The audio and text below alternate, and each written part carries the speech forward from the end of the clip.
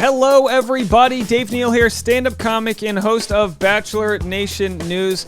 We have a clip from Off the Vine podcast with Kaitlyn Bristowe in her first in-person interview since the pandemic broke out with Kristin Cavalarri. Calamari? Either way, let's put some lemon on top of this podcast and get out the tartar sauce and have a listen. We'll get right into it. There was already some comments I saw. Whenever I see some controversial comments, I know maybe I should listen to this one. So someone said, this is concerning. The first in-studio thing back is with an anti-vaxxer. We'll look into that. And then someone said, I know it's not what you meant, but the homelessness comment came off really out of touch. Now, I always err on the side of people, mean well. They're trying the best with the information they have.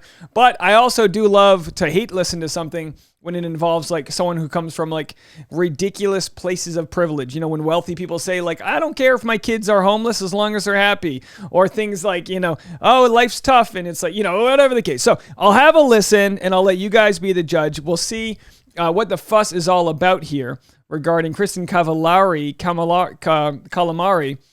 over here, and Squid Games star Kristin Cavalarri. So let's start off at the 31-minute mark, and if you guys don't mind, hit the like button. I would appreciate that. And let's see here, 31. Let's go right here, and we'll start off on her first comment about not needing a nanny on the weekends. Okay, help me out. I can't do it all. Yeah, my God. Yeah, it's hard. And I don't have any help anymore either, because same thing. My kids are in school. Yeah. I used to have a nanny come Tuesdays and Thursdays from 2 to 5 last year, because Sailor got out of school at 2:30. Yeah. But now it's like, I do that. Yeah, I don't need a nanny. I've never had a nanny on the weekends, even when Jay was playing football. Really? Yeah, never. Breaking news, no nanny on the weekends, even when Jay Cutler, quarterback of the Chicago Bears, was playing football. Let's continue. Never. I mean, that's pretty incredible. Thanks. Because I don't know how, I truly have 2 dogs, and I'm like, my mom never had a nanny either when she was a single mom working without child support. You know what? I digress. Like a mess of a human it's trying to take care of 2 dogs while doing everything else I have going on. And you have a lot going on. Dog mom. I'm so used to just going. Yeah. That I thrive on that. It's when I sit down. Like if I actually, at night, after we do bath and everything, let the kids watch TV. We'll usually all sit down and watch like a show or a movie. Yeah. But still, it's like, can I have this snack? So I'm like, it's very rare that I'm actually sitting down. So no clocking off as a mom. Hey, I get it. She's got kids. The names are Sailor, Captain, First Mate, whatever. It's got to be tough. 38. Let's go to the 38 mark here. And this is what, so people had written in. I saw something on Reddit. We'll jump over to Reddit real quick that says Kristin Cavalarri and Kaitlyn talk about how money is overrated. Let's read what they wrote on Reddit, and then we'll listen to what they actually said, because sometimes we listen to it in a different mindset. So I'm trying to give everybody the most benefit of the doubt here. Maybe I'm projecting and nitpicking, but I hated this part of the conversation. It's got to be easy for 2 extremely well-off reality TV stars, both with millions of followers on Instagram, homes they own, and several self-run businesses, to say that money doesn't buy happiness and that money is overrated. I understand the intent that focusing on happiness rather than money is a better way to live. But for many people, money is the most stressful and overwhelming part of their days. They don't have the choice to deprioritize money. Many millennials are underpaid with heaps of student loans and no ability to purchase their own home. So while yes, money doesn't buy happiness, it can make life a whole hell of a lot easier and less anxiety-inducing. This conversation just irritated me more than anything, and it wasn't relatable in the slightest. I normally love Kaitlyn Bristowe. Me too. I love Kaitlyn.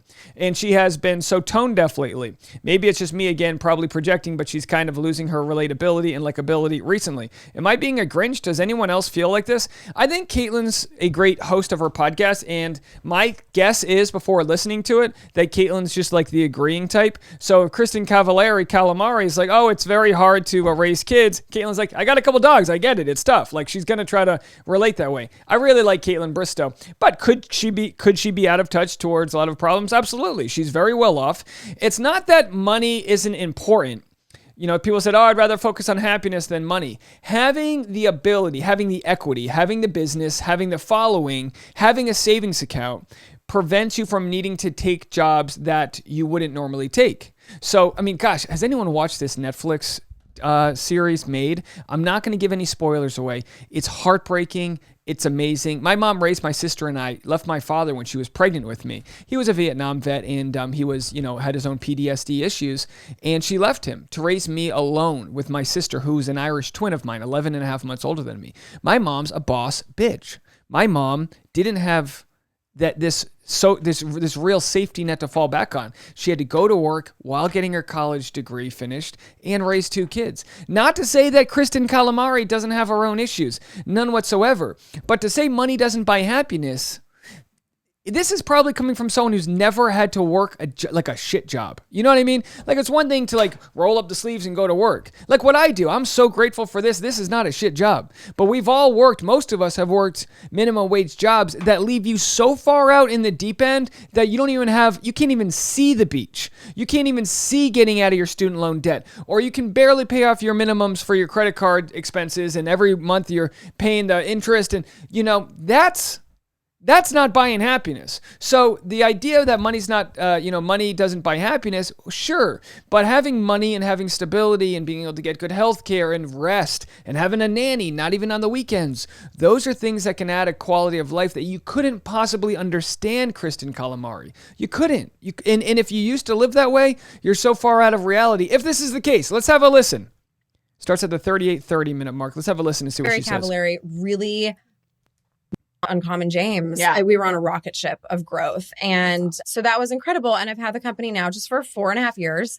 Has it only been 4.5 years? Yeah, it's been 4.5 years. We have 3 stores. Nashville's our flagship, Chicago, Dallas. We're going to open Charleston and hopefully Austin next year. That's awesome. Yeah. And so I'm so thankful. Yeah. It's been, people love it. Thanks. It's cool stuff too. Thanks. Yeah. I love it. I've had so much fun. Yeah. It gave me, I'd say honestly, Uncommon James is what gave me the confidence to leave, having my own, my real own thing. Yeah. This is mine. Yes. And I was like, I don't need anybody. I love that is now. I could be wrong. Is she saying having the money gave her the confidence to leave her marriage? Did I hear that right? I don't know all the details about how her marriage with Jay Cutler ended, but let me know. I'm not going to make any assumptions here, but I think, and hey, having your own financial freedom is what every relationship should have. You should not, because, we talked to Blake Moyne's mom, and our lovely friend over there. She discussed the fact that she was in a relationship where she didn't have a bank account. She didn't have a credit card. She didn't have the ability to pay for her own things. And because of that, that is financial abuse. And that's what happens a lot of times in relationships. If you're raising the kids and your husband's out playing football games and he's cashing all the checks, everyone should have their own independent money, if possible, because that leaves options out so that you're not being manipulated and forced to stay in a relationship. Let's have a listen. It's important for all my listeners to hear that too, because I think a lot of people grew up in a generation where their parents did rely the dad or, he was always the caretaker. Yeah, that really was our generation of parents that they, and that's how they grew up. And we're in this shift right now in the world where everyone's realizing no, I'm actually okay on my own, especially if you're doing what you want to do. Yeah. I preach that all the time to people. My sister, for example, she gets stuck in phases. And right now she's doing a job that she's like, I should be making more money, but she's so happy doing it. Oh, and I'm like, that's okay. Yeah, that's because fair. There's something that shifts in your whole being when you're happy doing what you love. I agree. And other success comes. Success doesn't have to just mean money. Exactly. Yeah. So success obviously is your happiness. I always period. ask people, end of story. I was going to ask you what your definition of success is, because I always ask people that, because it is of course, having a successful business is important. Of course, that's success. And of course, you want to be thriving in everything that you're doing. Of course. But deep down in your core, when you think about it, what is success? Exactly. Yeah. It's happiness. Yeah. Well, it's when people say, what do you hope for your kids? The only thing I care for my kids is if they're happy. Yeah. I don't care if they're homeless. Yeah. If they're happy and they're homeless, have at it, man. Yeah. Sure. Live your best life. Yeah. Get a tent and pitch that thing up. As long as they're happy, it doesn't matter. Yeah.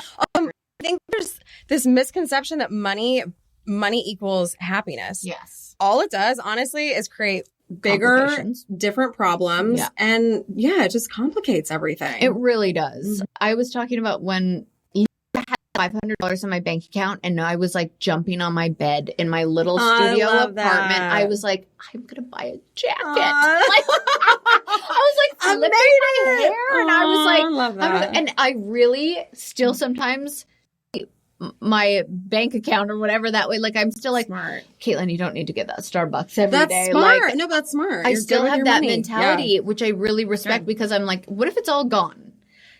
Ever want to listen to two millionaires talk about money not being important? Look, I get the principles of what they're trying to say here. It's just, obviously comes off so tone deaf. Let's read some comments.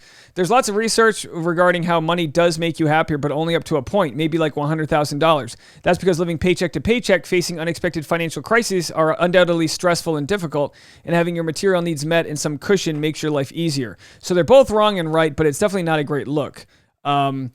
Absolutely. If all of your debt is paid off and we're talking making $250,000 versus $300,000, I could see how more money wouldn't necessarily correlate to direct happiness. But Kaitlyn's listeners are probably mainly young, millennial, and Gen Zers who are making nickels in comparison. And making $75,000 versus $90,000 can make a huge difference in one's well-being. The ability to pay off debt, pay off your parents' debt, invest more in a retirement account, be able to afford necessary medical procedures, go to therapy. You know what I mean? Like normal thing. Go to yoga class.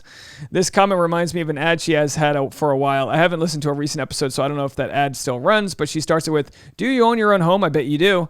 Now she says, do you own or rent your own home? No, Kaitlyn, I actually don't own a home. She can see the demographics of her followers and maybe her listeners, so maybe a lot of them do. But there are a lot of millennials and Gen Z who are stuck renting. Anyway, the point is true that if you, after a certain amount of money, you don't gain a sort of amount of happiness. But I'll be one to say, having done jobs that are very tough, having worked as a comedian where most of the gigs you're taking are unpaid, I always say you're an intern until you're the CEO. For me, my general sort of viewpoints is the phrase, don't rent out your time. And I know people that say, I work a 9 to 5, I'm perfectly happy. You are until you get laid off. You are until, you don't have ultimate control over your life. And you can never have ultimate control, but you can have an email list. You can have a product you sell. You can have an idea or whatever it might be. And again, that doesn't fit into everyone's jobs, but Kristin Cavalarri, she grew up on reality TV and became famous from a very young age. They always say you mature to the level at which the age you got your fame. So for a lot of people, it's very hard for young stars like a Bieber or someone to be well adjusted, even though I feel like Miley Cyrus and Justin Bieber are extremely well adjusted for the amount that they were put through at a young age. But, it's hard to even understand, sure, running a business must be hard. Sure, she's probably got millions of dollars in overhead, different properties. That must be hard in its own way. But it's not as hard as the mom who has to decide to pick up the extra shift versus stay home with her newborn because the newborn needs, some sort of, medical care or whatever the case may be. It's just not as hard. Deciding not to, and again, it's not a zero-sum game. Like just because someone has it worse, they always say, no matter how sick you get, you can't cure anybody else. No matter how poor you get, you can't make anyone else rich. We should live in a world of abundance. We should live in a world where we promote, wealth and prosperity and giving people the enlightenment and ability and resources to pursue that. But like I said, so many people are caught in a system where they're in debt from the day they get out of college. How many people went to college and they give out free t-shirts at the basketball game, but all you have to do is sign up for a credit card? It's criminal. It's criminal. The system that exists out there. It's very predatory. Student loans, credit card systems, and a lot of people got into the world, whether it be the recession of 2009 or the current pandemic. A lot of people entered this world and not able to afford to put a deposit on a home, not able to take advantage of the rising home prices and building equity that way.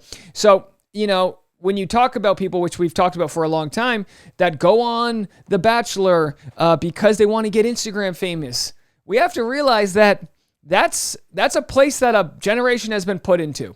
that not everyone gets a high-paying job out of college. We talked about teachers with Michelle Young's season. They're making $40,000 and paying for their own school supplies. That's just not a place where people are really able to choose wealth over happiness.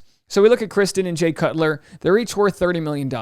Could these net worths be off? Sure. But if you take the assets of her businesses and the social media following, she doesn't have to work a traditional day again in her life.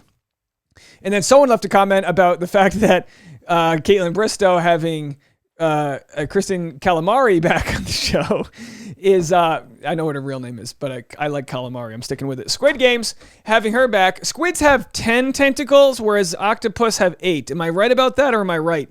All right. Got the ink right here. Kristin Cavalarri defends anti-vaccination stance on Watch What Happens Live. So this was, of course, in the height of the pandemic. She said, I'm just a mom. I'm trying to make the best decisions for my kid. There are very scary statistics out there regarding what is in vaccines. We feel like we're making the best decisions for our kids. To be honest, I don't have any children, so I couldn't tell you, but I would follow CDC guidelines, at least for the most part, when it comes to what to do with your body. But I don't know, guys. I don't know. So that was Kaitlyn Bristowe's first guest back after a hiatus doing social distance podcasting. All right, whatever.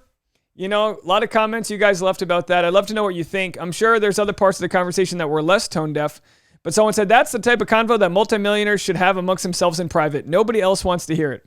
You know, a lot of my conversations are about like how to build your wealth from nothing, because I just kind of came from nothing. I'm not saying that I have wealth, but coming from nothing and being able to talk into a microphone and kind of create an income in today's world, like I said, is about not renting out your time.